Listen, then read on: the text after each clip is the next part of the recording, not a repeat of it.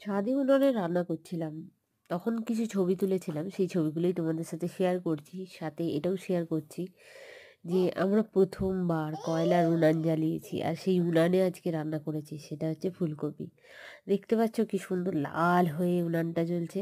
সত্যি দারুণ, মানে উনানটা ছেড়ে যেতে ইচ্ছা করছিল না। তার জন্য আর কি ফুলকপি রান্না করলাম। উনানটা জ্বালার পিছনে মেন কারণ ছিল হচ্ছে বেগুন পোড়া, টমেটো পোড়া। তো দুটো হয়ে গেছে, তাও উনান দেখি লাল হয়ে জ্বলছে। আর এত সুন্দর জ্বলছে, উনানে রান্না না করে থাকতেই পারিনি। তাই আর কি চটজলদি মায়ের আনা ৩টে ফুলকপি দিয়ে খুব নিরামিষ, মানে মশলা টশলা বেটে নিয়ে এসে একদম রান্না শুরু করে দিয়েছিলাম। আর মশলা বাটার পরে, রান্না করার পরে, জল ঢালার পরে ভাবলাম না কটা ছবি তুলে নিই। কারণ সত্যি আজকের দিনটা একদম অন্য। যখন হচ্ছে মানে এই কয়লার উনানটাও ১ম বার জ্বেলেছি, সেটা ভেবেই আর কি মনটা আনন্দে ভরে গেছিলো। তাই আর কি ওটাই ভাবতে ভাবতে কতগুলো ছবি তুলে নিয়েছি। তাই ভাবলাম এই ভিডিওটা তোমাদের সাথে শেয়ার করি। আর হ্যাঁ, রেসিপিটাও তুলে রেখেছি, এটাও শেয়ার করব তোমাদের সাথে।